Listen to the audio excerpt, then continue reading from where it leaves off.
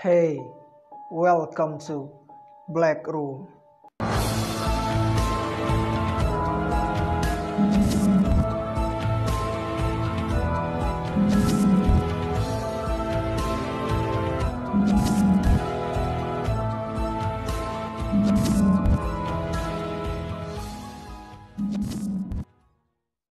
Selamat datang kembali di Black Room.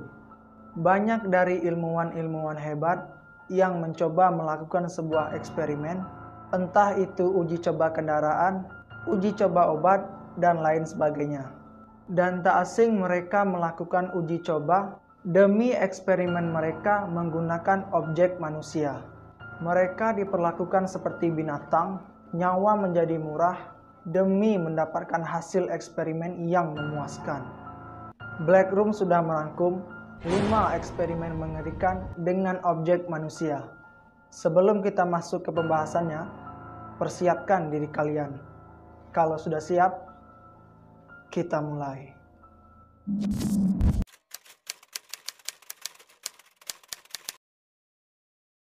Seorang dokter bedah bernama Joseph Mengele bekerja di perkemahan tahanan Jepang bernama Auschwitz.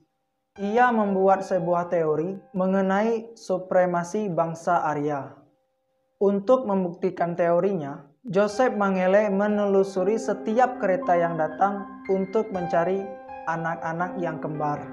Menurut US Holocaust Memorial Museum, Joseph selalu mengambil mata dari pasien-pasien yang tewas di bawah eksperimennya dan menyimpan mata tersebut sebagai koleksi.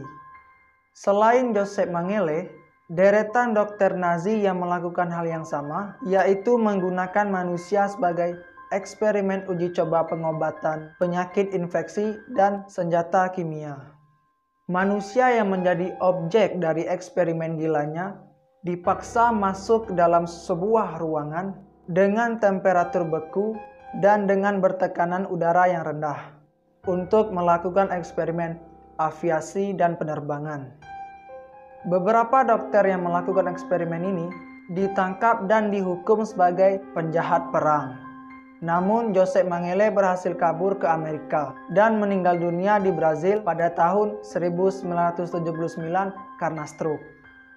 Para dokter partai pimpinan Adolf Hitler ini mencoba menciptakan ras baru dengan memanipulasi genetik. Ilmuwan Nazi juga bereksperimen mengubah warna mata dengan cara mencongkel penglihatan para tahanan. Tak sampai di situ, mereka mencoba menggabungkan manusia satu dengan manusia lainnya dengan cara menjahit kulit keduanya lalu menyambungkan saraf serta otot-otot.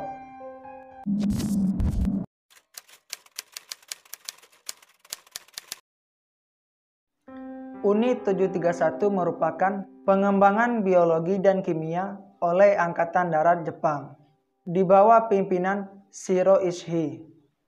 Unit 731 membedah manusia hidup-hidup tanpa obat bius termasuk wanita hamil. Korban mereka diamputasi, lalu bagian yang terpotong itu disambungkan ke bagian yang lain dari tubuh mereka yang juga terpotong. Dan kemudian tubuh ini diledakkan dengan granat.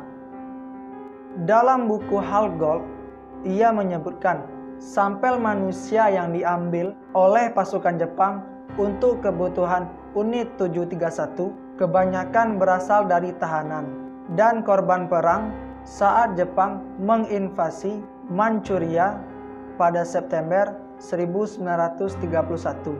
Pria, wanita, dan anak-anak dari berbagai daerah dibawa untuk kemudian digunakan sebagai bahan eksperimen.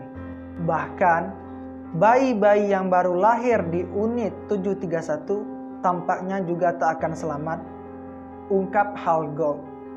Segala aktivitas Unit 731 dilakukan di lahan yang luasnya kurang lebih 3 hektar. Dengan area yang luas tersebut, Unit 731 membagi satuan kerjanya ke dalam divisi yang lebih kecil. Masing-masing divisi diberi jatah tenaga ahli, ratusan objek eksperimen, serta berbagai fasilitas pendukung Totalnya ada 8 divisi. Divisi 1 menjadi tempat penelitian berbagai virus dan bakteri. Contohnya seperti kolera, antraks, tipus, dan lain sebagainya. Divisi 2 menjadi tempat pembuatan senjata sebagai media penyebaran mikrobiologis. Divisi 3 dan 4 adalah tempat pengembangan senjata kimia. Divisi 5 adalah tempat latihan sementara tentara-tentara militer Jepang. Dan divisi 6, 7, 8 digunakan sebagai tempat administrasi. Selama melakukan penelitian, Hallgold berhasil mengumpulkan kesaksian dari orang-orang yang terlibat di dalam Unit 731. Kisah yang paling menyeramkan dari camp Unit 731 ialah kekejaman dokter melakukan pembedahan kepada para korban dalam kondisi sadar dan tanpa obat bius. Cerita lain yang tak kalah mengerikan ialah perjuangan mereka yang disuntikkan bakteri dan virus ke dalam tubuh mereka. Para dokter ini mencatat setiap reaksi yang dikeluarkan dari tubuh korban mereka. Pada proses ini, kemungkinan selamat sangat kecil. Dokter-dokter ini membiarkan para korbannya kesakitan dan bahkan sampai mereka tewas.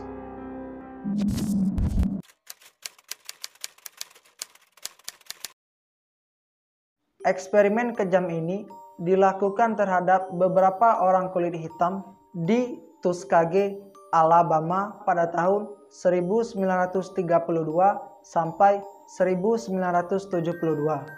Subjek penelitian yang sebagian besar adalah orang Afrika dan Amerika. Diberitahu bahwa mereka memiliki darah yang kotor dan harus diobati.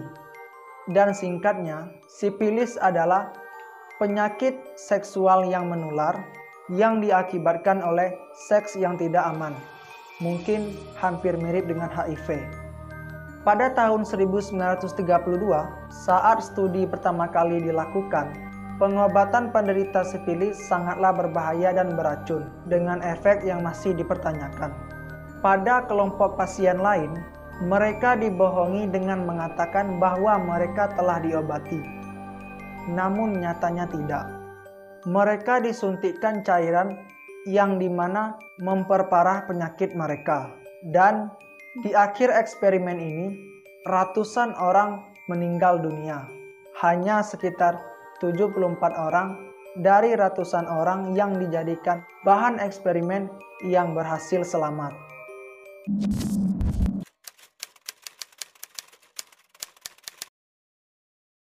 Laboratorium pengembangan racun Uni Soviet ini dikenal juga dengan Laboratorium 1, Laboratorium 12, dan The Chamber.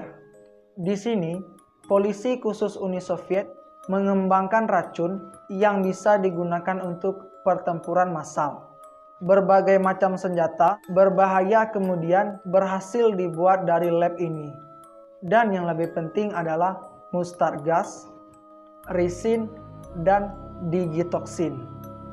Racun-racun ini diberikan kepada para tahanan yang diberi nama gulag, yang artinya sampah masyarakat.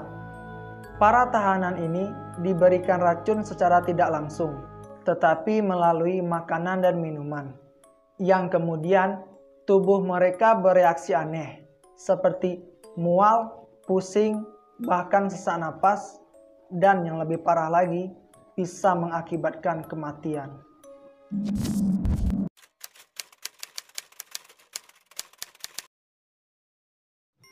Di Korea Utara, sekitar 50 tahanan wanita sehat diracuni dengan cara dipaksa memakan daun kubis. Memakan daun kubis dapat mengakibatkan para tahanan ini berteriak kesakitan, muntah-muntah, dan sebelum akhirnya mereka meninggal, akan ada penderitaan yang harus mereka lalui, yaitu pendarahan di dubur, yang dimana bisa mengakibatkan mereka mati secara perlahan. Jika para tahanan ini tidak mau memakan daun kubis tersebut, bukan hanya mereka saja yang mati, tetapi keluarga mereka juga akan menjadi sasaran. Sepertinya bagian ini bukanlah eksperimen. Oke, sekian pembahasan dan cerita kita mengenai 5 eksperimen yang mengerikan dengan objek manusia. Semoga ada poin-poin penting yang dapat menambah wawasan dan pengetahuan kita. Sampai jumpa di Black Room selanjutnya. Akhir kata, good night.